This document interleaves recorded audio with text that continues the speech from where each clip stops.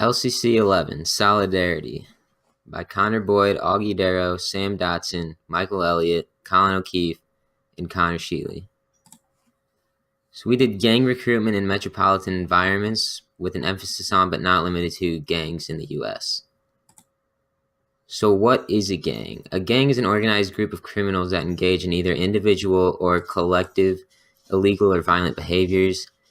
Gangs are present in our own country and around the world in several different cities, and there are several different types of gangs, which we'll get into later. So a couple of reasons why people join gangs would be lack of jobs for the youth, domestic violence, poverty is a big one, peer pressure, lack of parental supervision, early academic failure, and lack of school attachment, and just the youth joining gangs for different protection, enjoyment, respect, money, etc. So here's a breakdown of the numbers of gangs. You can see how the demographics don't quite match up with what they actually are in the US. And so the evolution of gangs in the USA.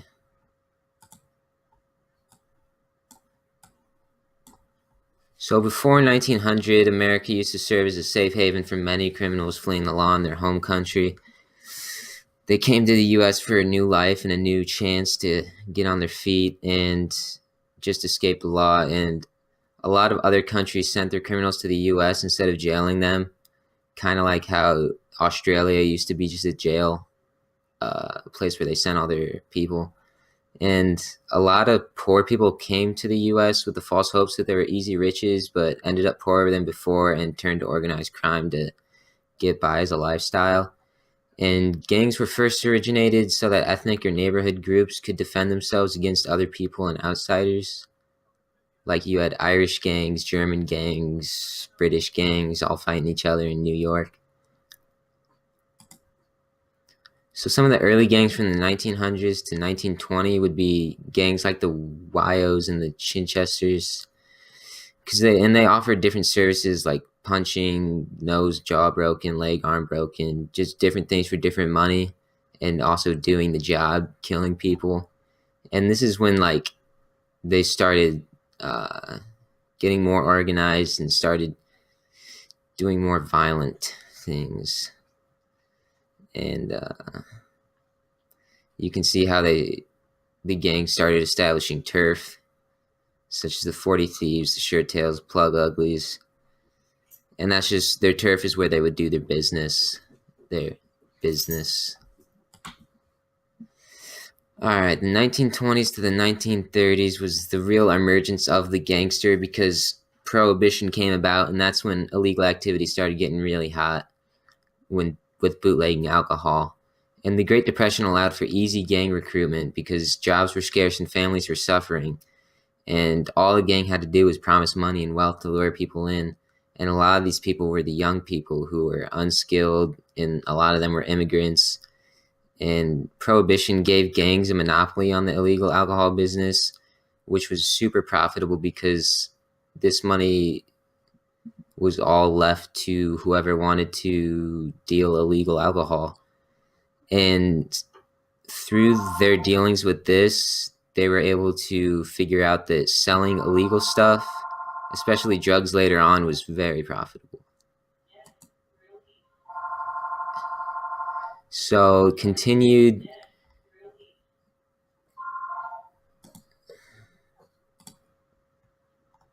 So during the 1920s and 1930s,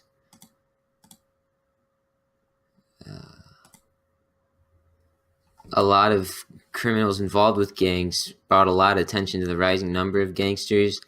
And the gangsters became notorious for their beatings, alcohol sales, and killings. And the government's lack of control over crime during Prohibition period led to more and more gangsters and the evolvement of gangs because people lost respect for the law and punishments, and they figured they could just find loopholes and start their gangs. And so gangs in the 1950s, with World War II came the slowing of gang activity, so it wasn't really that much in the 40s, but uh, in the 50s, gangs came resurfaced with a lot of younger people, and so uh, if you've ever seen West Side Story, that's a good interpretation of what it was like back in New York City with the different gangs of teenagers who would get together and rumble and fight, and they would mostly just control their turf, and they fought over girls a lot, and their turf is where they would rob places and do all their other illegal stuff. And they had a lot of knife fights, and that got them in trouble with the cops a lot. So in the 60s, we saw the rise of the 18th Street Gang and the Black Panthers, which had a lot to do later on. And they started to get more and more organized. And in South Los Angeles, neighborhoods, smaller sets or neighborhood cliques were popular, which were the precursors to larger gangs later on, such as the Crips. And when the Crips got bigger and bigger, they needed a rival. And the Piru Street Boys essentially formed the Bloods. And so gangs became more violent with larger associations of gangs, and they used a lot of violence and guns to settle their disputes and problems among themselves involving turf and the sale of illegal stuff. So in the 1970s, nations started coming around. In Chicago, Larry Hoover started the Folk Nation, and soon after the People Nation came along to counter that. And these really just grouped together different gangs to make super gangs, which were even more dangerous. And in the 70s, the gangs performed the same kind of crimes as before, such as Grand Theft Auto, robbing and killing people. But it was the sale of heroin that showed how profitable it was to get people addicted to drugs. And later on, this turned into the crack epidemic because they started selling that. And to mark their territory, they would use a lot of graffiti, and children would see this graffiti and become familiar with the common gang signs and symbols at a young age. And this is how they started to idolize the gangs, and which led to easier recruitment later on, because ever since they were a kid, that's all they knew, and that's what they wanted to be a part of. And so in the 1980s, gangster rap came around, which humanized the violence in gangs, and it had a huge influence on young listeners who would later become gangsters. And a lot of Americans got mad at this, and so this led to the use of an explicit content warning when they deem a song dangerous. And the crack epidemic of the 1980s led to a boom in the gang population, just like how when alcohol was illegal, because selling coke was easy money if you didn't get caught, and to sell drugs, you would want to be in a gang to sell in their turf and get their protection. And according to a Harvard study, crack can account for 100 to 155% increase in black male homicides among those aged 18 to 24 from 84 to 89, which was the epidemic. And since there were so many more people, it was getting harder and harder to sell the coke, and so gangs got more violent, and because they wanted to, that's how you increased your profits, was you just killed your competition. And towards the end of the 80s, people were getting really tired of all the bloodshed because a lot of people in their gangs were getting killed, and a lot of their family members were. So in the 1990s, this was kind of the effect of the crack epidemic. 60% of inmates were sentenced with drug charges, and homicide rates in crack epidemic were out of control coming into the 90s, and so people wanted change. And in 1992, the Rodney King incident, where he got beat by police officers, made people really mad, and then they started to riot in LA. But after like the week of rioting, people just wanted a truce, and they just wanted the violence to end. So The WASP truce in 1993 called for a ceasefire, and the Latino gangs called for truces, and kids started to become harder to recruit because gang life was becoming less and less appealing due to the amount of violence involved. All right. From the 2000s to present, gangs today focus more on turf because that's where they sell their drugs, smuggling drugs across the border, trafficking, prostitution, and the transportation and distribution of drugs. And today, gangs are heavily referenced in the media, especially songs by rap stars and sports players and anyone who's affiliated with the limelight. And currently, there's an astounding 1.4 million gang members. This could be anyone fully in the gang or just slightly associated with a gang.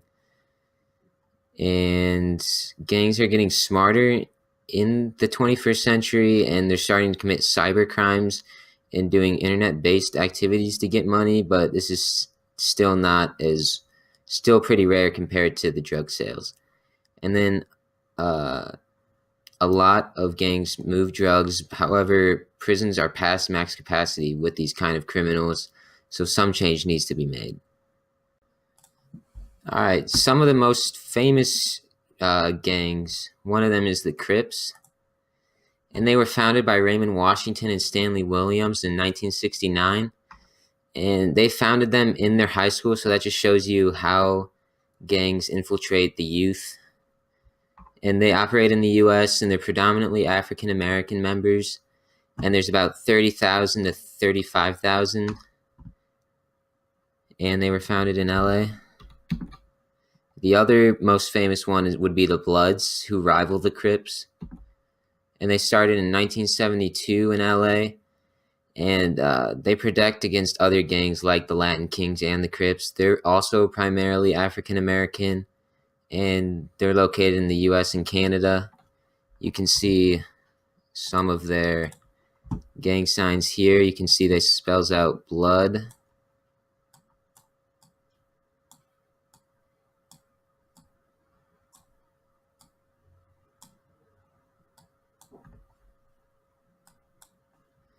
And their motto is blood in, blood out.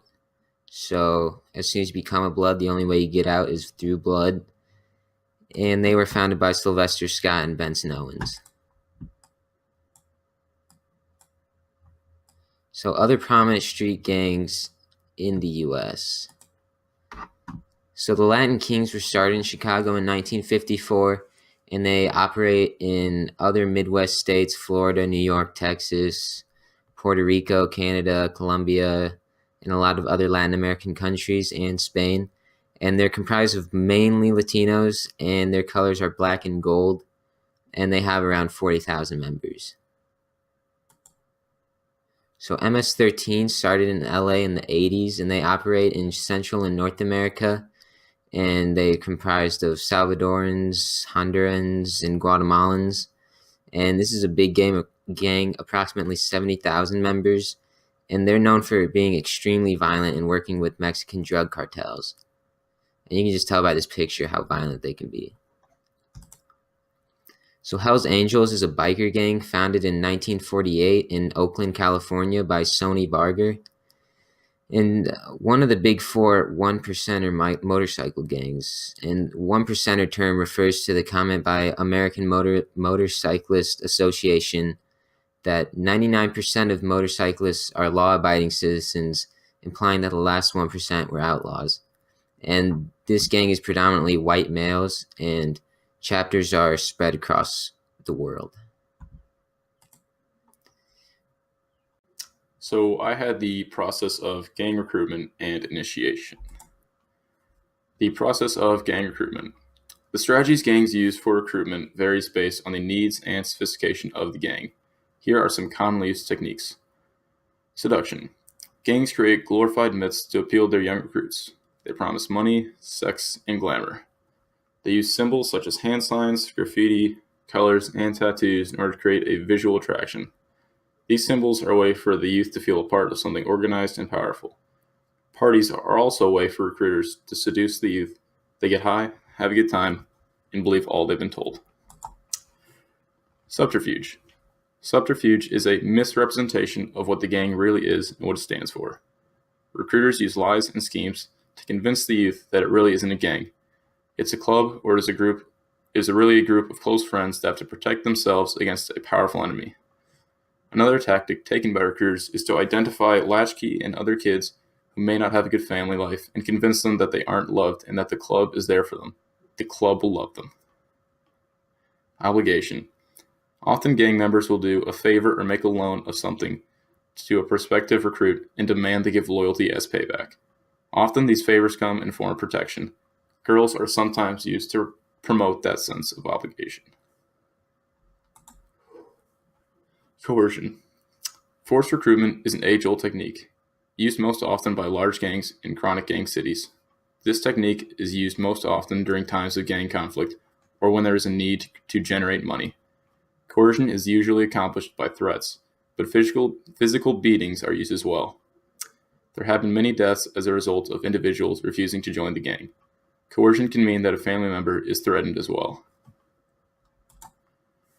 Self-recruitment. For many reasons, youth will make contact with gang members and ask to join the gang. The reasons are many and not always have been the individual sees the gang as glamorous. The reason may be one of necessity, money, protection, etc. The reasons may be a combination of all of the trappings mentioned above. The range of reasons for a youth to join a gang is very wide and does not always mean that he has joined the gang open-heartedly. So, initiation. Some gangs require potential members to undergo a challenge or perform a task of some kind. Again, the techniques used vary based on the needs and sophistication of the gang. Initiation by cop. Murder a police officer. This technique is rarely used today. Beat-in. Having to fight a certain number of gang members for a given period of time, and being able to take the beating and fight back. Sexed-in. Used to initiate female members into male-dominated gangs wherein the initiate provides sexual services for one or more of the established gang members. Jacked-in. Committing a theft or larceny. Drive-by shooting. Commit a drive-by shooting as assigned by the gang. Russian roulette. Play Russian roulette and win. Russian roulette involves loading a pistol cylinder with one bullet, spinning the cylinder, closing it, then pointing the gun to one's head and pulling the trigger. If the player wins, they're in the gang. Circled in. Fighting through the center of a circle of gang members. Freeing Hoover. Picking up 6 pennies which have been thrown on the ground while being physically assaulted by several gang members. When all 6 pennies have been gathered, the beating stops. Factors that make gangs appealing to the youth. The feeling of being in a family. Need of food or money. Poverty-stricken youth may look to gangs as a way to provide for their families. Protection often from other gangs in an area, or having an identity. Family tradition or history.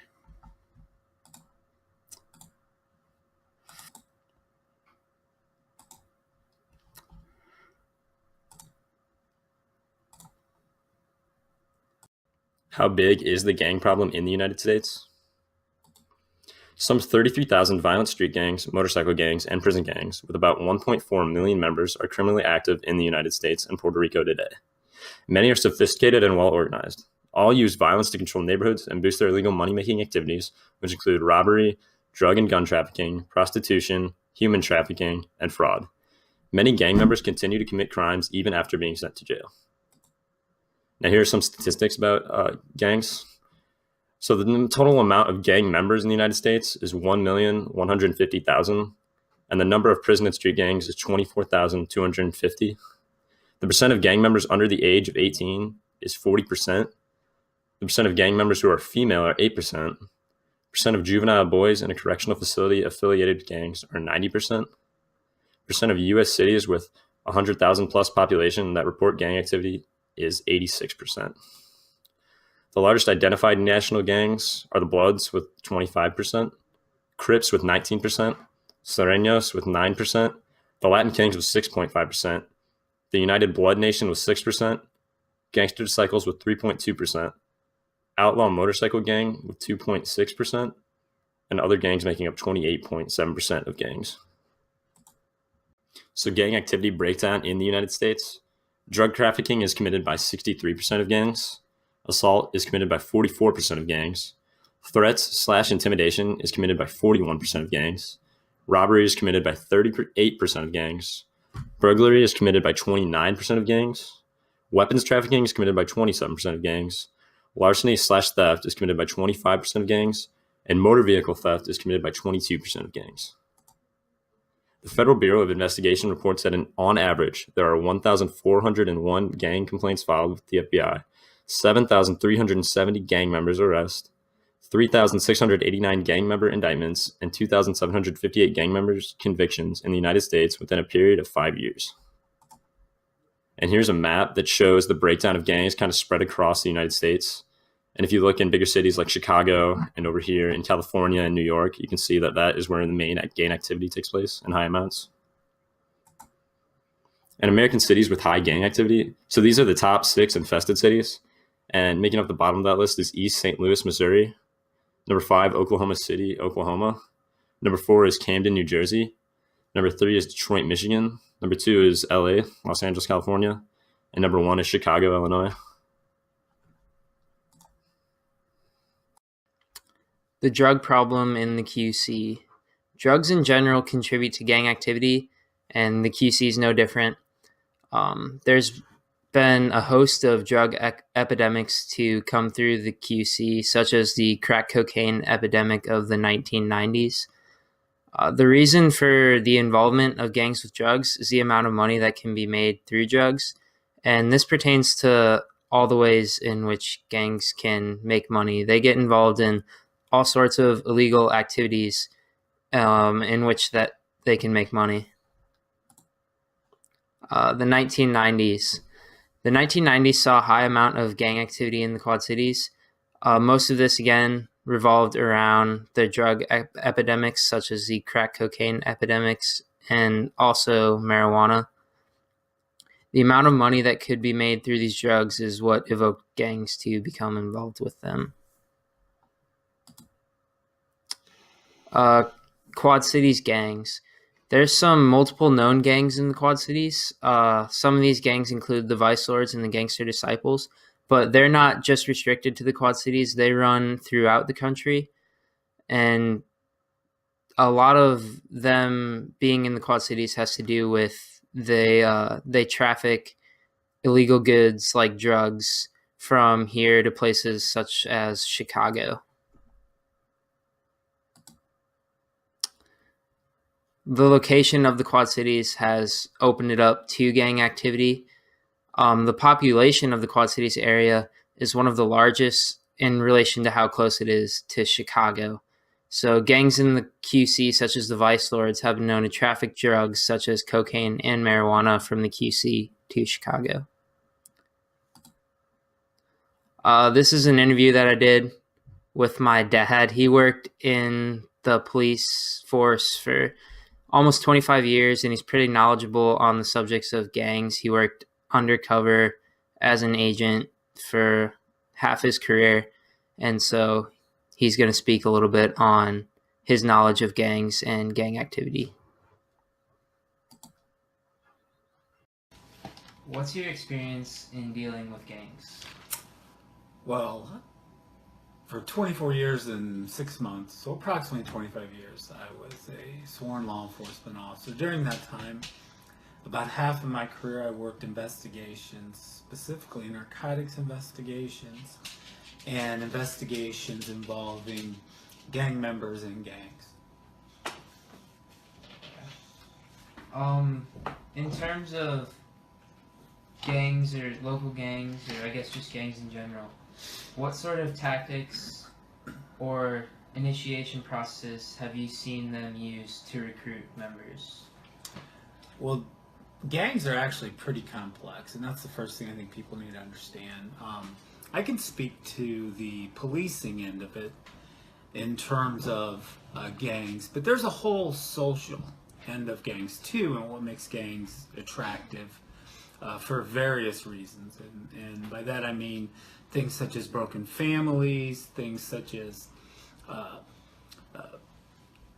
in the younger years, needing a sense of security depending upon where they live, a sense of purpose, those sort of things. Social factors play into it too, but from a policing standpoint and a law enforcement standpoint, many of the tactics are pretty similar across the gang lines. And you have to keep in mind that a lot of gangs are made up of what I like to believe is kind of a reflection of our culture, which many things such as race, such as common denominators, which we'll get into, attract gang members. As it pertains to various street level gangs, what I've seen typically is many times younger people are recruited into a gang through their friends, through their neighborhoods, through their people they look up to. And a lot of times it'll have to do with monetary things or things of value that a lot of times younger kids don't have available to themselves. On more of a social aspect of it, they're getting the attention that's needed or wanted, that's lacking usually in the family setting. So tactics, many times tactics, there'll be a probationary period. Depending upon the gang, there'll be a recruitment, a probationary period, and then a period in which they're considered a brand new member. And then once in the gang, there's definitely a chain of command or a structure, and that structure varies depending upon the gangs. What's been the biggest driving force behind gangs being present in the Quad Cities? I would have to say, and once again I'm speaking from a policing standpoint, I would have to say the narcotics and the narcotics trade, and that's for a couple of reasons. With gangs, as I mentioned before, they're usually tight-knit. There is already a distribution point set up in terms of whether it be a supply or whether it be a demand. They're dealing with people they trust, and many times the motivating factor is money. So narcotics is big. Narcotics and gangs go hand in hand, and with illegal narcotics comes the potential for violence, which gangs also tend to engage in. Are gangs around here in affiliation with other gangs throughout the country in order to traffic drugs and stuff like that? Absolutely. And once again, when I go back to gangs, we're talking in a big picture type of sense, but let's break it down to outlaw street level gangs. So in the Quad Cities, the one I was familiar with and had worked various cases on would be the Vice Lords, which is made up of mostly young black men, sometimes Hispanic. The Gangster Disciples, which is made up of mostly young black men, some young white men, and Hispanic. The Hispanic gangs, which are primarily made up of Hispanics or Latinos, or people that identify as Latinos. And then also an outlaw motorcycle gang, the Grim Reapers. I did work a case against them, and many of them, in addition to the race common denominator, the driving force behind that was the motorcycle gang itself. And in those cases, I talk about narcotics, and narcotics was part of the Grim Reaper investigation. However, their gang existed in a lot of ways for financial gain by doing thefts and burglaries, and in particular targeting things that could be easily changed and or sold quickly. So they would steal motorcycles and tools and John Deere tractors and things of value. But they did deal in the narcotics end of it, and primarily methamphetamine, marijuana to a certain extent, but methamphetamine. Now, having said that, they were part of a bigger group, an affiliation of a motorcycle gang called the Outlaws. And the Outlaws are a bigger gang nationwide, and their sworn enemies are the Hells Angels. So from a motorcycle gang perspective, the Outlaws would be one of the big players, and the local group, the Grim Reapers, were aligned with the Outlaws. So right away, going back to the narcotics, the affiliation was an affiliation that was profitable for them in terms of narcotics. As it pertained to their other passion, which was stealing things, it provided them a network of getting rid of motorcycles, stealing motorcycles, stealing John Deere tractors. It provided them a network of moving things quickly before law enforcement could get a handle on it. That's a motorcycle gang. And as it pertains to Hispanic gang, were cases against the Latin Kings. They were one of the bigger ones. Latin Kings are affiliated with other Latin Kings, many times from bigger cities where there's a big migrant population and or Hispanic population or Latino population. A lot of the local Latin Kings here are affiliated with Latin Kings out of Chicago. But interestingly enough, they're also affiliated with Latin Kings from Muscatine, Iowa.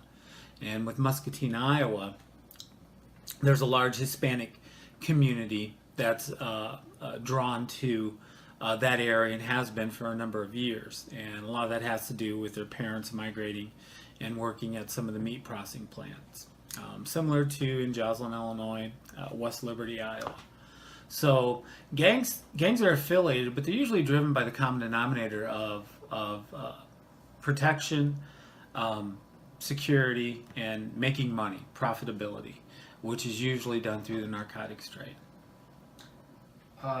Going back to gang recruitment, do gangs focus and tend to recruit minors more so to do, let's say, like dirty work, because the punishment for minors can be less than the punishment for an adult? That is definitely a factor in terms of minors. I believe, as we're talking about street level gangs, the tendency is to recruit young.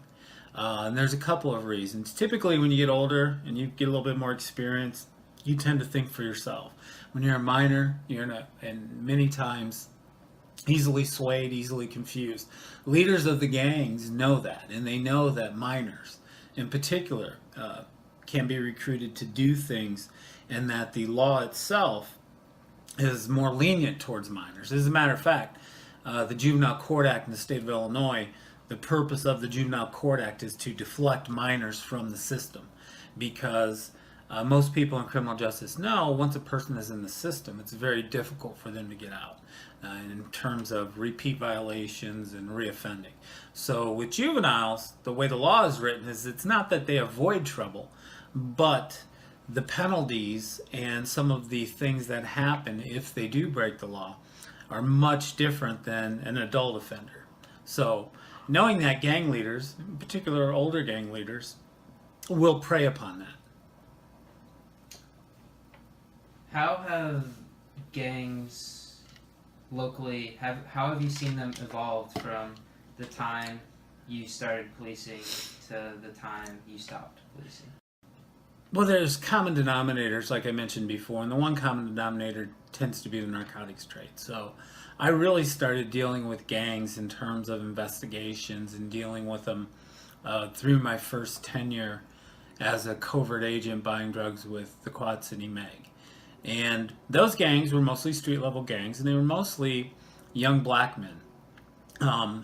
But it was also during the 90s when there was a big surge in crack cocaine. And basically, crack cocaine kind of took over as a cheap alternative to cocaine. And with it being as accessible and available, because the gangs provided it, that's what the targets of many of our investigations were in the early 90s. And so I think you can equate the 90s with the crack cocaine epidemic. And many arrests, one of the things that's interesting is the federal law got changed in the 90s. And today it's been changed back because after years and years of it, the argument's being made that it inappropriately or inversely discriminated against people of color. So in the federal system, if you, in the 90s, when the crack epidemic was so bad, if you got caught with 5 or more grams, convicted of 5 or more grams of crack cocaine, you were looking at a mandatory federal prison sentence. And the federal prisons were filled up with crack cocaine dealers and users. And as I mentioned to you, I think once before, the irony of that is crack cocaine can't be made without powder cocaine. And powder cocaine, in terms of value and money and control, is much more dangerous in terms of the, like I said, the value and the monetary value, or the monetary exchange of money. Because as we talked about, usually when you have drugs, gangs, and money, so drugs, weapons, money, there's a triangle that they talk about of danger, and gangs are usually involved in that. So in the 90s, much of it was crack driven. There was also a market for marijuana, but now, or jumping forward to when I retired, marijuana is starting to be a little bit more acceptable in the criminal justice system. And by that I mean you have medicinal marijuana being introduced, so medical marijuana, and that's changed the whole dynamic of the way marijuana flows through this area. You know, back in the early 90s when gangs controlled it, it was a harvest, it was a crop, usually from Mexican drug operations or Mexican drug organizations, crossing the border, flowing from the west to the east, and then money would flow back from the east to the west. Once hydroponic cannabis came into play, and a lot of it had to do with our friends to the north in Canada, British Columbia. They started growing hydroponic weed, and it was used for medicinal purposes. Once that came into play, then there really was no west to east or east to west schematic, because it would go north to south, south to west, whatever. And that we're seeing that now in the states that have medicinal marijuana, and in the states that have gone one step further and have allowed recreational use. So it's being decriminalized, and it's flooding the area at a much higher rate. The big thing with marijuana and cannabis is in the 90s, when we used to look at the averages of the THC being the active ingredient in marijuana, the THC level was much lower. Now that there's a professional business and it's grown in laboratories, and many times legally, it's much more potent, much stronger, which is, from a policing standpoint, is scarier to the end user. But marijuana is still a common denominator. Cocaine is still a common denominator. One of the big things you see some of the street gangs, or I saw before I retired that they were getting into, which was a little bit different, was the prescription pills. So, you know, keep in mind, anything that has a value, anything on the black market that has a value that they can make money from, they will get into if they believe they can make money. And similar to the motorcycle gangs with stealing things, you know, some of the street gangs, like the Gangster Disciples and the Vice Lords, and the Hispanic ones, the Bishops and the Latin Kings, they were getting into the opiate problem. And that's what it is it's a problem. Many times begins with prescription pills and moves to heroin. So the end result of heroin is controlled many times by street gangs. Last question. Do you have any stories of past encounters that you've had in the Quad Cities with gang violence? Have you had any run-ins with gangs? Yeah. And once again, it's been gang members. There was one time with the gang itself, because it was made up of numerous gang members, that we had just, when I was in Meg in '93, we had just conducted an investigation. It was a fairly sizable cannabis investigation with Latin Kings, and they had gone from the Iowa side of the river, which Meg investigates, Scott County in Davenport, and it ended up, when the search warrant was finally done and it was finally executed, ended up in the Illinois side, in Moline, and to get to the point of juveniles, it was Latin Kings from Chicago that were down with Latin Kings locally from the East Moline and Davenport area, and they were all cutting up, I believe it was 40 or 50-pound bale of marijuana. They were smoking it themselves, partying. And when we finally hit the execute the search warrant in Illinois, Illinois laws apply.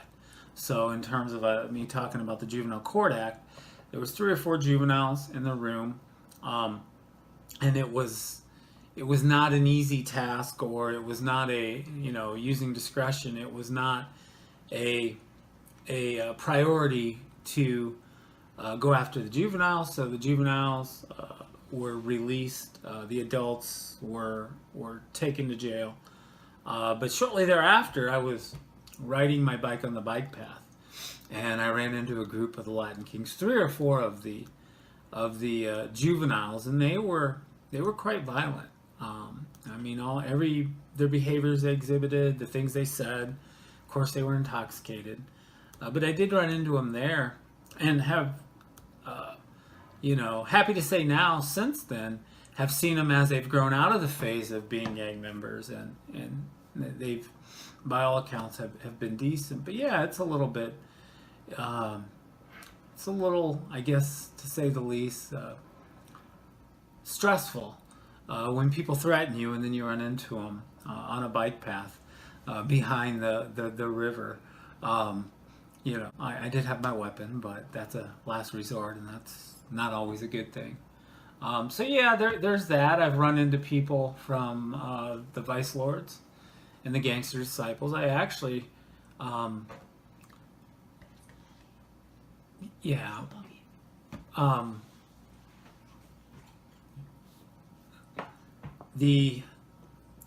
would say probably one of the most gratifying things is we worked a case against 2 Vice Lords, and it was a crack cocaine case.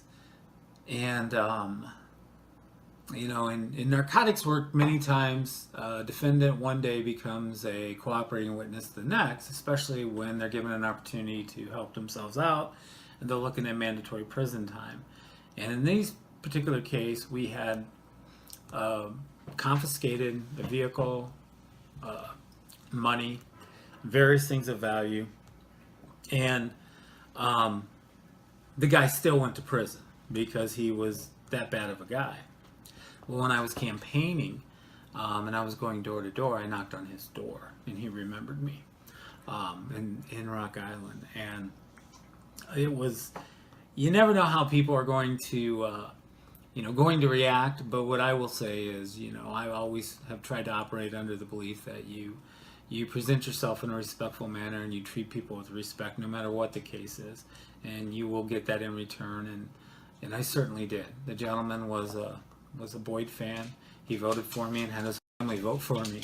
So that was another one and he's still an active Vice Lord. As a matter of fact, his son was in the jail on a murder charge as a Vice Lord when I retired, and I kept in contact with this gentleman's mom, who would have been the son's grandma, and she would come down to visit, and she would stop by and see me, and we would, do everything that we could to try to help her out, because she was in a difficult situation. And it was unusual for the son, who has to be in his late 30s now, to still be actively involved as a Vice Lord. But I think it's a money thing. I think he's making money through narcotics, probably.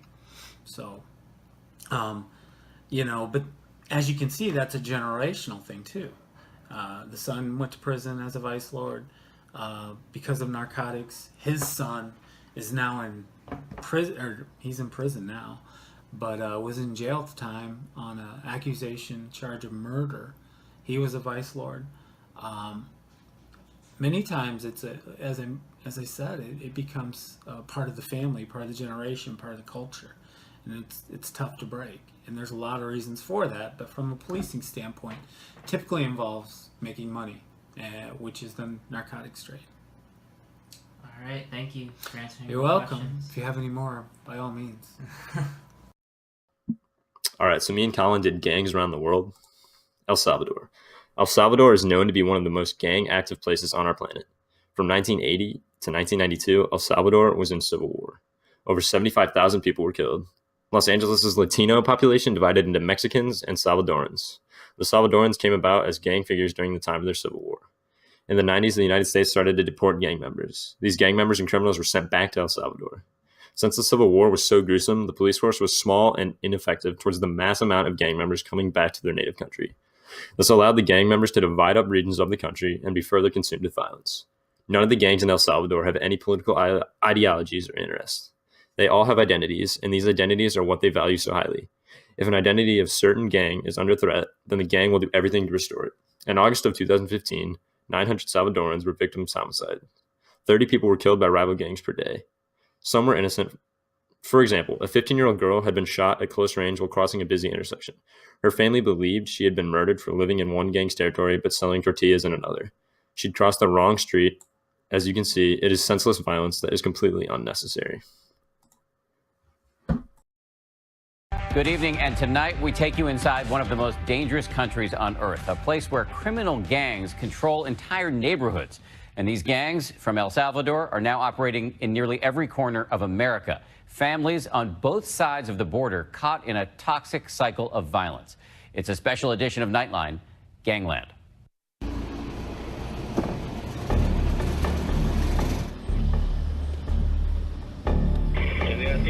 It's the middle of the night in the murder capital of the world. Something's going on in the area. We're in El Salvador on patrol with armed-to-the-teeth cops. This is a very dangerous place.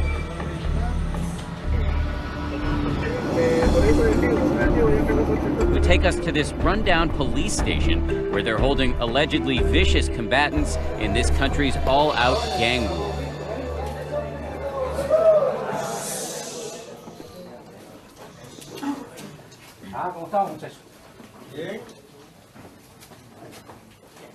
How many people are they holding here? 169.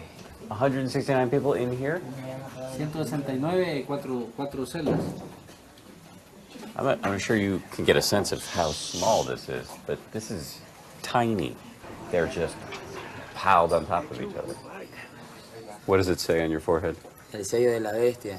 666. 666, he says. Diablo. El diablo, no? El diablo. They're only supposed to be in here for 72 hours. How long have you been in? Yo tengo un año ya. 1 year. This place, a clear sign that this impoverished nation may simply be overwhelmed. Do you ever get to step outside? Nah. By young people who feel they have no choice but to join a gang. How strong is the bond with your other gang members? Familia por siempre, señora.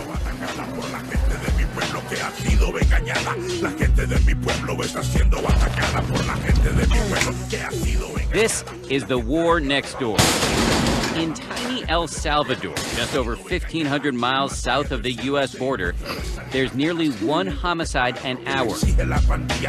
Rapes, shootings, and stabbings. MS-13 has left a trail of victims throughout greater Boston. Living in our neighborhoods here in Southern California. And now these gangs are exporting death directly into America. Terrorizing the city of Greeley. Active in 46 states. Mata, viola, controla. Kill, rape, control. Here in the El Salvadoran capital, the two main gangs, Barrio 18 and MS-13, have carved up the city into warring factions. And it's a very hot area, you know. This is our translator, Rafael, who, like the cops, doesn't want gang members seeing his face and targeting his family. Every night, this team from the local morgue heads out to collect the bodies. It's only 9 o'clock and the body count is already at 7. Seemingly everybody is at risk here. We find a 23-year-old named Carlos shot inside his own home after ordering a pizza. This is his mother. Él era mi niño, para mí. 23 años tenía, pero él para mí era mi niño. I was 22 years old, but for her it was her baby. She insists her son wasn't even in a gang. Me lo quitaron a mi niño, mi único niño, mi único hijo.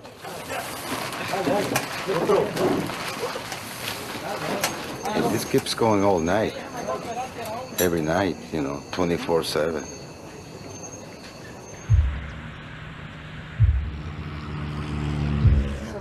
So we're heading into a neighborhood controlled by Barrio 18. We're going to talk to the gang leader in this neighborhood.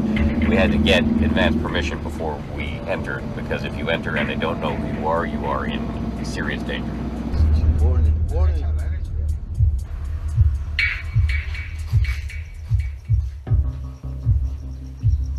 We're here to meet the local gang leader, who goes by the name of Clavo, which is Spanish for nail.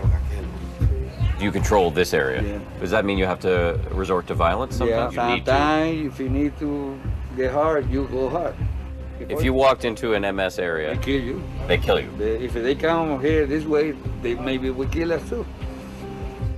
So that's how fierce the loyalty is. You Yeah. will kill somebody from a rival gang. Yeah. As a boy, he moved to Virginia, where he joined a gang.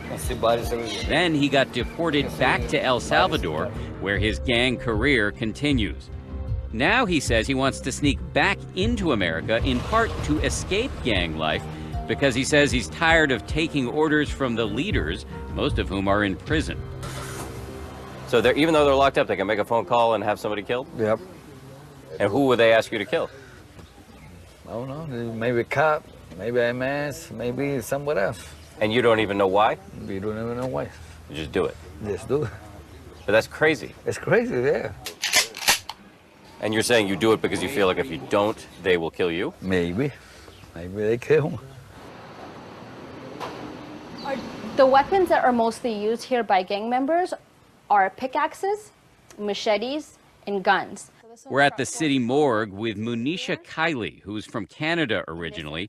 She's now part of a team of archaeologists who help identify victims found buried in unmarked graves, often dismembered. Given that this is your job, do you ever lose sight of the fact that this was a human life as vivid as our own? You do get desensitized, definitely, because especially working here in El Salvador, there's death all around us, so we're used to this. This place is a brisk, efficient processing center for human misery. One technician tells us they see an infinity of death. Every day, families come to the morgue to search for the missing and to identify and collect the dead. ¿Ustedes son la familia? Sí, él es mi hijo. Hace 2 meses. We meet Aracelda. Her 17-year-old son, Alexis, was killed last night. Just 2 months ago, one of her other sons was murdered by the gangs, at which point she says she applied for asylum in America for her family. She's still waiting for a response.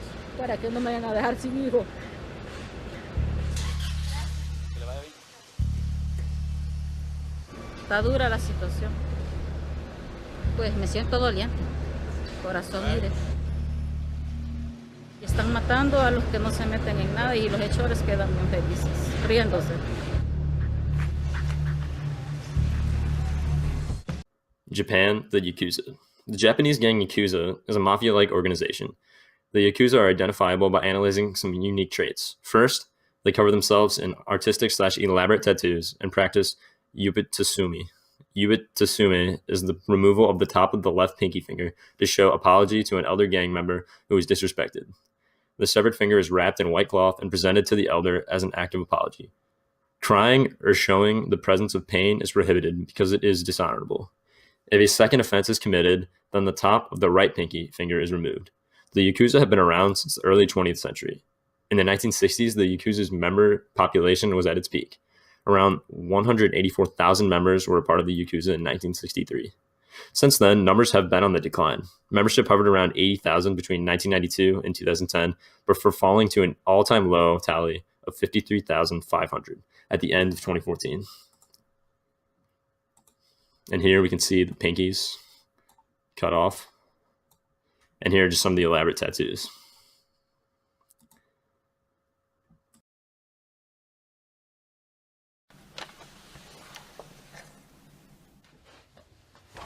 Daikaku Chodoin, called the Sensei, is a legal advisor to the Yakuza, a so-called political wire puller, but also a grand master of the martial arts. The Sensei has spent many years in prison. He is officially labeled a terrorist by the state of Japan. He has connections to many international celebrities and knows all of the main Yakuza bosses personally. 食べられないからだろう。みんな彼らは憧れて入ったわけだ。しかし入って今現在はそのかっこよさもない。中のその指導力もない。将来が開けない。先真っ暗になっちゃったと。危険だと自分がこのままおればホームレスになるのか。で私は新しい集団を作って皆さんを受け入れますよと言ってるからどんどん来る。だから道徳倫理なき道のない任教道の道のない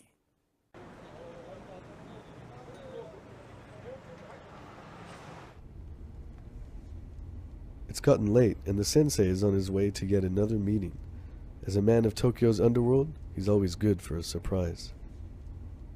子供は57名おります。70歳だけど子供を産ますことはできる。いつでも生まれる。息子がヤクザになろうがギャングになろうが息子の人生に親は関係しません。そういうトラブルになれば相手を殺せば刑務所、プリズンに行く。場合によっては撃ち殺される場合もあるでしょう。これは構わない。だから2週間前も3週間前今月私の一人の息子は死にました。The sensei believes in the old Japanese code of chivalry, called Bushido. The Yakuza claim they continue the legacy of Bushido with their own code of honor. But as the sensei believes, this is a thing of the past. ヤクザのメンバー費が高いでしょ。だから1ヶ月10万とか20万とか払えなくなってきてる。だから全部が逃げる。だから組織のピラミッドは今崩壊する、ディストロイする。今のヤクザというのは教育が甘い、教育が弱いというか、強い人間が育たないと。60歳、70歳が人殺しに行く。これやはり今の若い人たちにはそれだけの力がないという。人を殺すことができないような人間はやっぱりヤクザにはなってはいけない。でいざという時は自分で首切ってでも死ねる人間じゃなければ責任取る人間じゃなきゃダメなの。South Africa, Cape Town gangs. A main reason for the rise of gang culture and activity in Cape Town is apartheid. A gang named the Americans has become one of the most popular gangs in the Cape Town area. The western area of Cape Town alone is estimated about 100,000 gang members. The Americans are centered on drugs and violence. Black market meth trading and constant violent disruptions have made the Americans very appealing to young recruits. Vice.com interviewed a previous member of the Americans to find out what the gang was about. It all started in high school. I had friends in gangs. A friend of mine was sitting at a light post and another group shot at him for no reason. So I told him if he needs me for anything, I'd be there. He was part of a group called the Boys. They like to drink, smoke weed, and go out clubbing. But then they started fighting over rival groups. So I told myself, no, man, if I'm going to do the wrong things, I'd rather join a real gang. So in 1996, I joined the American gang. I was 21. There were good times and there were bad times. I was happy with them because they were my family. When asked if he had ever killed anyone, he replied, yes, I killed someone with a knife. I feel bad now because who am I to take someone's life? But at the time, you just did it. When you're on drugs, you don't feel anything. It just happens, and then it's finished. I was on drugs every week. Maybe I wasn't on drugs 2 days a month. He was later asked what advice would he give to youth aspiring to join a gang. He said, I would always tell people that to join a gang at the time would be stupidity, because it's not the same. Meth is taking over Cape Town. Americans are killing Americans. Your own brothers are killing each other. The way it is now makes my heart ache. Obviously, the man that was interviewed was supportive of gang activity. He established a family-like connection with the other members of his gang. Drugs and violence play a very big role in the gang activity in Cape Town. The drugs blinded him. He killed someone while on drugs, and it didn't affect him in any way. Up until he went to high school, his mother kept him and his brother in tight quarters. She restricted them from going past a certain landmark outside their house because she was afraid of what could happen. As you grow older, you take on more responsibility and get a sense of freedom from parental control. Once he entered high school, his mom couldn't restrict him anymore, which allowed him to join a gang and participate in homicides and drug deals. His life reflected these tendencies and spiraled out of control. So gang around the world wrap up. Gangs all around the world may have different initiations and traits that separate them: tattoos, mutilation, drive-bys, murders, etc. But at their cores, most gangs deal with the same things. Most gangs revolve around drugs and violence. Constant violence is an central element that relates to El Salvador gangs, Yakuza, and various Cape Town gangs, and other gangs across the globe. Even in the United States, gangs share these core elements of drugs and violence. Views of the Catholic Church. What the Catechism says. Paragraph 2258. Human life is sacred because from its beginning, it involves the creative action of God and it remains forever in a special relationship with the Creator, who is its sole end. God alone is the Lord of life from its beginning until its end. No one under any circumstance can claim for himself the right directly to destroy an innocent human being. Paragraph 2261. Scripture specifies the prohibition contained in the fifth commandment. Do not slay the innocent and the righteous. The deliberate murder of an innocent person is gravely contrary to the dignity of the human being, to the golden rule, and to the holiness of the Creator. The law forbidding it is universally valid. It obliges each and everyone, always and everywhere. Paragraph 2262. In the Sermon on the Mount, the Lord recalls the commandment, "You shall not kill," and adds to it the prescription of anger, hatred, and vengeance. Going further, Christ asks his disciples to turn the other cheek, to love their enemies. He did not defend himself and told Peter to leave his sword in its sheath. Paragraph 2268. The fifth commandment forbids direct and intentional killing as gravely sinful. The murderer and those who cooperate voluntarily in murder commit a sin that cries out to heaven for vengeance. Infanticide, fratricide, parricide, and the murder of a spouse are especially grave crimes by reason of the natural bonds which they break. Concern for eugenics or public health cannot justify any murder, even if commanded by public authority. Paragraph 2288. Life and physical health are precious gifts entrusted to us by God. We must take reasonable care of them, taking into account the needs of others and the common good. Concern for the health of its citizens requires that society help in the attainment of living conditions that allow them to grow and reach maturity: food and clothing, housing, healthcare, basic education, employment, and social assistance. Paragraph 2269. The Fifth Commandment forbids doing anything with the intention of directly bringing about a person's death.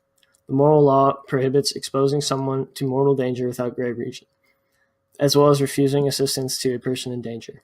The acceptance by human society of murderous famines without efforts to remedy them is a scandalous injustice and a grave offense. Those who usurious and avariciously dealings lead to the hunger and death of their brethren in the human family indirectly commit homicide, which is imputable to them. Unintentional killing is not morally imputable, but one is not exonerated from grave offense if without proportionate reasons. He has acted in a way that brings about someone's death, even without the intention of doing so. Confronting a culture of violence. As Catholics, we are called to be a response to violence. According to the United States Conference of Catholic Bishops, violence in our culture is fed by multiple forces. The disintegration of family life, media influences, growing substance abuse, the availability of so many weapons, and the rise of gangs and increasing youth violence. No one response can address these diverse sources. All of these aspects of wandering from the Catholic life, we are called to destroy our communities. Without a strong family life at home, a solid foundation of morals and ethics are lacking. Therefore, many kids are sucked into the downward spiral of a troublesome life out on the streets. Many inner city kids may not have had the best home life. Some kids' parents are drug and alcohol addicts, abusive or non-existent. Kids don't know where to turn when a parental guardian figure isn't in their life. Also, a strong faith upbringing would provide good moral support in combating the temptations and dangers of gang-related activity. Many kids follow in the footsteps of their parents without even realizing it, only because they grew up seeing their parents taking part. Gangs recognize that kids need somewhere to go and influence them to join. This behavior doesn't help the community in any way, shape, or form. It actually destroys the community because quality citizens aren't being produced. Compared to previous crime rates, murder, assault, rape, and other violent charges have steadily been on the increase. These are just some of the types of crimes committed by gangs on a regular basis. Violent crime quadrupled from 161,000 reported crimes in 1960 to 758,000 in 1992. Since 1992, these crime rates have risen even more. Gang culture has also influenced the increase in possessed firearms. The number of guns has quadrupled from 54 million in 1950 to 201 million possessed firearms in 1990. Between 1985 and 1992, the annual number of youths killed by guns grew from 2,500 to 5,326. The fifth commandment is a perfect example of how Catholics should act. Thou shalt not kill. Everyone can see the surface meaning of not killing, but God is challenging us to find the deeper meaning. This commandment has been interpreted in many different ways.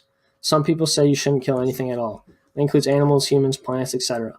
But others have only interpreted against the killing of humans. The deeper meaning to this commandment is there are many ways to kill besides the physical ending of a life. We can kill our soul by resisting God's plan and turning the other cheek to Him. Gossip is another form of killing. In extreme cases, gossip can lead to suicide if the matter is grave enough. Another form of killing is tempting others into sinful ways, which in turn destroys their relationships with God. Aspects of gangs, gang culture, etc. Good gangs. Is it possible?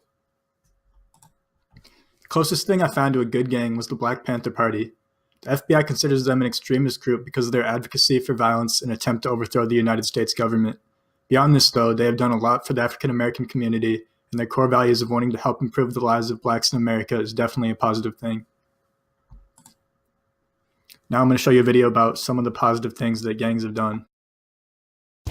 Elite Facts presents 7 feared gangs who have done good deeds. 7. Baltimore gangs protect their communities. So, in terms of street gangs, most of us mainly think of them as thugs who don't care about much of anything except for money. Well, surprisingly, that isn't always the case. Sure, they do still partake in criminal activities like drug trafficking, armed robbery, and extortion, just to name a few, but they do, in fact, on occasion, care about their communities. When 3 of Baltimore's notorious gangs, including both the Bloods and Crips, declared that they were joining forces during the riots that were occurring at the time, as you would expect, law enforcement got a little worried. Was this a plot to kill cops, or was it a way to use these riots to their advantage in order to cover up any crimes that may have been committed by them? Well, not quite. The gangs actually joined forces in order to stop the violence and promote peace. I know, it sounds like something that's way too good to be true. However, they actually meant it. After front negotiations, the Crips and Bloods finally agreed to protest together, with the Black Guerrilla family joining them later. They joined protests and produced videos calling on rioters to stop the violence. Despite being listed by the Southern Poverty Law Center as a hate group, they stepped up into neighborhoods and personally pulled people from burning buildings. 6. Charlie Lucky Luciano protected the docks from German saboteurs. Although not technically an act of kindness, this case was more that of a feared mobster serving his country during a time of need. Locked in prison and reading daily newspaper reports of Allied victories, Charlie Luciano got impatient. He wanted to be a part of the action. During World War II, the U.S. government struck a secret deal with the imprisoned Luciano. In 1942, the U.S. Office of Naval Intelligence was concerned about German and Italian agents entering the United States through the New York waterfront. They also worried about sabotage in those facilities. Knowing that the Cosa Nostra controlled the waterfront, the Navy contacted Lansky about a deal with Luciano. To facilitate negotiations, the state of New York transferred Luciano from Clinton Prison to Great Meadow Correctional Facility in Comstock, New York, which was much closer to New York City. On January 3, 1946, as a presumed reward for his alleged wartime cooperation, then Governor Thomas E. Dewey reluctantly commuted Luciano's pandering sentence on the condition that he did not resist deportation to Italy. Luciano accepted the deal, although he still maintained that he was a U.S. citizen and not subject to deportation. Now, yes, this was more to his benefit. However, he was a proud U.S. citizen who up until his death believed that the U.S. was his one true home. So, in a way, he did do it for his country, and that is definitely something you've got to respect. 5. Yakuza raise money for earthquake victims. Much like the Sicilian Mafia, the Yakuza are a force to be reckoned with. The main illegal activities this group is best known for are things like extortion and distribution of illegal pornography. Now, although they are a ruthless force in Japan, they do help out their communities in times of crisis. In fact, they're one of the most reliable aid agencies on the planet. In the aftermath of the devastating 2011 Japanese earthquake, the Yakuza was one of the very first responders. Within days, they were dispatching trucks filled with food, water, and blankets to regions of the country that were most affected by the incident. By the time 2 weeks had passed, they donated gifts worth over $500,000. Rather than this being some insane PR stunt or means of buying protection, they actually did this out of the goodness of their own hearts. According to the gangsters' Ninkyo Code, it states that others should never be left to suffer, with the exception of their own victims, of course, as that definitely wouldn't count. But in times of national disaster, the Yakuza gangs follow this code to the letter. During the 1995 Kobe earthquake, they were the first to get supplies to victims. It should also be mentioned that they are notoriously shy about making their efforts known to the public, as they never seem to do well in interviews regarding these types of situations. Their intentions are so honorable that even crime reporter Atsushi Mizoguchi has praised them. Since he's previously been attacked and stabbed twice by the Yakuza, that's definitely saying something. 4. Al Capone's soup kitchen. Say what you want about Al Capone, this was a pretty good thing he did for his neighborhood. It's actually a well-known fact that Al Capone was a humanitarian. Although he was one of the most ruthless bosses during the Prohibition era, he still believed in human rights, so much so that he actually opened up his own soup kitchen to help feed those who were unemployed or homeless. It has been said by many that Capone himself had a bit of a Robin Hood mystique to his personality, due to the way he would take the rich's money in exchange for alcohol and then put a portion of that profit into his various soup kitchens. Now, yes, we're not saying he was a good person by any stretch of the imagination, considering he was involved in such nefarious acts as the infamous St. Valentine's Day massacre, leaving a trail of 33 victims throughout his tenure as boss. That being said, you can't deny that this wasn't a good deed. Now, we don't know for sure if doing good was actually his true intent. For all we know, he may have just done it to give himself a good reputation in the eye of the public, or maybe he was being genuine about helping those in need. Who knows? All we know for sure is that this act of kindness shouldn't go unnoticed. 3. Pablo Escobar's Medellin cartel housed the homeless. So it's pretty common knowledge that Pablo Escobar was the most ruthless Colombian drug lord to ever exist. Under Pablo Escobar, Colombia's Medellin cartel became one of the deadliest organizations in the world, killing thousands of people over the course of their existence. They deliberately targeted women and children, and once bombed a full airliner in an attempt to kill a single man. Turned out to not even be on board. And yet, it seems that even the most ruthless psychopaths do a few good deeds in their lifetime. What you may or may not know is that Pablo Escobar was also a strong believer in human rights, and he was a humanitarian. Don't believe us? Well, on multiple occasions, Escobar and his cartel saved hundreds of Medellin's poorest citizens from homelessness. In the early 1980s, Medellin had thousands of homeless, some of whom eked out a living scavenging at garbage dumps. When the city removed one of these dumps, its residents were left without anything. In a bizarrely magnanimous gesture, Escobar and his cartel built them an entire neighborhood. Known as Barrio Pablo Escobar, it still bears his name today. You might think that was it in terms of his charitable acts. Well, not exactly. They also poured money into the upkeep of public parks and even built a local zoo. Their actions earned Escobar an enduring Robin Hood status in parts of Colombia, though just as many remember him chiefly for being a murderous thug. 2. Taiwanese mafia donates millions to disabled charities. 2010 marked the end of an era in the world of crime in Taiwan, as then-acting boss Lee Chow-sung passed away at the age of 73. The old-school mafia boss had come up from poverty, refused to let his gang deal in the sex trade, abhorred kidnapping, and he was one of the last of his kind. So, with that in mind, it seems fitting that his last act was spectacularly at odds with the image of Taiwan's vicious mafia. On his deathbed, Mr. Lee requested that a large chunk of the fortune he gained throughout his years in the business be given to charity. The total amount left by Mr. Lee was some 60 million Taiwanese dollars, which converted is roughly $2 million US. Mr. Lee specifically asked that disabled people, families with low incomes, and religious charities be the main recipients of his money, and Mr. Lee's contributions did not go unnoticed by the country at large. His funeral was attended by dozens of prominent politicians and local leaders, making it a fitting send-off for the last embodiment of the gentlemanly era of Taiwanese gangsters. 1. Biker gangs helping society. Now, putting aside the incident involving the Rolling Stones at Altamont, the Hells Angels, and, well, hell, most other biker gangs for that matter, can have good hearts. We're going to use the Hells Angels as an example for this portion of our list, but please keep in mind that a lot of other biker gangs out there are just as generous. The first thing worth mentioning is how the Hells Angels essentially act as guardian angels to kids who've been abused or kids who are sick in some way, shape, or form. In fact, there was a case in 2014 where a chapter of the gang stood in line at a Walmart for 5 days in order to buy over 200 bicycles that they then built and donated to a local homeless shelter for children. There was also a case in Wales back in 2012 where the Hells Angels set up a food bank for the homeless. And those are only a few of the charitable acts done by this organization. Sure, they're criminals, but damn. The kindness of mankind most likely developed from our more sinister and self-serving tendencies. This is a quote from a Princeton University and University of Arizona study. And what it basically says is that criminal gangs may have shown people how to protect the weakest among their society.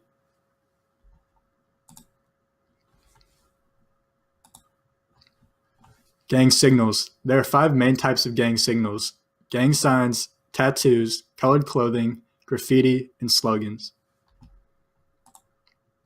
Here's some examples of gang signs. You see there's many different gangs represented here. Crips, MS-13, Bloods, Lil Nick Lindsay and Bethel Heights Boys Gang. Gang signs. Gang signs are a way for gangsters to show their affiliation. They are hand signs formed by twisting fingers. Tattoos and graffiti. These are ways to show affiliation to a certain gang. Graffiti is used to mark territory as well. Colored clothing, slogans. Gangsters wear certain colors to show their affiliation as well. Slogans are common among gangs. Folk Nation's, an example of a slogan in a gang is Folk Nation, and their slogan is All is One. Glorification of gang culture. Many things that began with gangs are seen as cool in today's society. Appropriation of gang culture is very common due to exposure in movies, music, and other forms of media. An example of this is the flashing of gang signs. And by using words like brazy or booling, which derived from blood gangs where they switch all their letter C's to B's. Many times gangs are presented as being cool as opposed to being a group of criminals. This glorification can lead to more people wanting to join gangs. Famous gangsters. Many celebrities are associated with or are formally affiliated with a gang. There are many examples of athletes who are unable to leave behind the gang life after being drafted, and this can lead to even more glorification of gangs. There's some examples over here. Obviously, DeMar DeRozan escaped the gang life, whereas Aaron Hernandez fell victim to the gang life. Down here, we have Derrick Rose. He's no longer a gang member. Then you have Javaris Cretenton, who's became a gang member after getting drafted, and now he's in prison. And I also have Chris Brown there. I'm going to show you a video about Zach Randolph, his MTV Cribs episode. Okay, so there's 2 main things to look for in this video. The first one. It's my brother. He'll be home soon. Is located right here on this pool table. That is the 6-pointed star, which is a sign of the gangster disciples. And the next thing.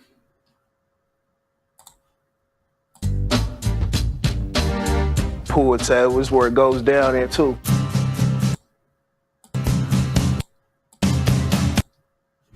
is right here, and it's a picture of Larry Hoover. It says "Free Larry Hoover," and that is the founder of the Gangster Disciples. Here's an NBA player, Monta Ellis, doing a Gangster Disciple handshake.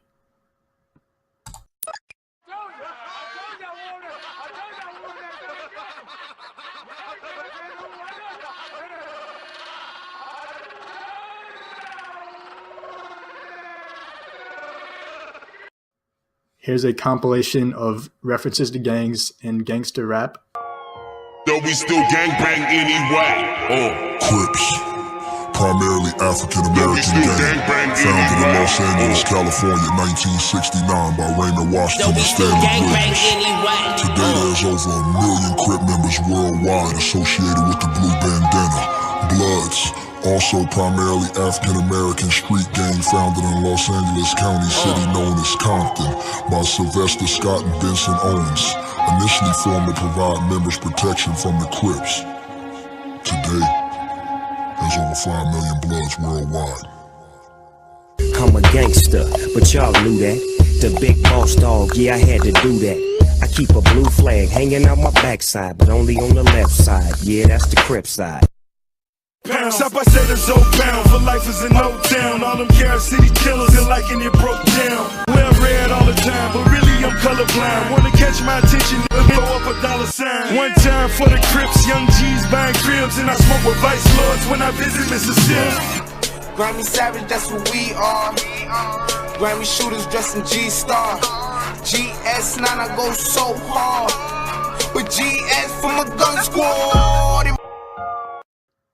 Solutions to gang recruitment: addressing elevated risk factors for joining a gang, strengthening families, reducing youth's conflicts, improving community-level supervision of youth, providing training for teachers on how to manage disruptive students, providing training for parents of disruptive and delinquent youth, reviewing and softening school zero-tolerance policies to reduce suspensions and expulsions, ensuring that punitive sanctions target delinquent gang behaviors, not gang apparel, signs, and symbols, providing tutoring for students who are performing poorly in school, increasing adult supervision of students after school, providing interpersonal skills training to students to help resolve conflicts, providing a center for youth recreation and referrals for services, providing gang awareness training for school personnel, parents, and students, teaching students that gangs can be dangerous, and providing a training for school resource officers in mediating conflicts.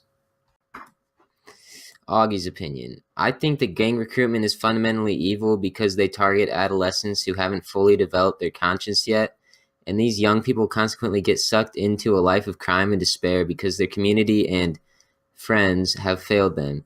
Gangs themselves are bad because they promise riches and other benefits through a life of crime and sin. Most gangs destroy their communities and take a lot of our tax money because we need to come up with task force to take them down. And gangs show how much people want to be part of a community. Just like when Father Freehill talked about in a lot of his homilies about how people just want to be noticed. This is what a gang offers. However, gangs offer the right type of family. Wrong type of family. Gangs are a major problem in metropolitan areas. At-risk youth are recruited into gangs and end up destroying their lives. We need to do more as a society to end this cycle. The problem of gangs does not just affect the areas where gangs are prevalent, but instead all people everywhere.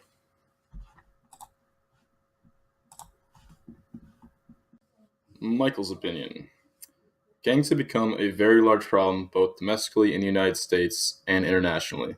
Small communities and metropolitan cities alike are being devastated by gang violence.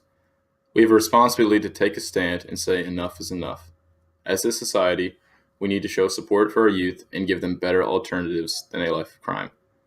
To combat these problems, we need to strengthen our education system and take on poverty as a whole. Gang violence has been an ever-increasing problem, especially in recent years, and shows no sign of slowing down unless we come together as a nation and take action to end the violence. Alan's opinion. Gang recruitment is hindering society and has been for almost a century.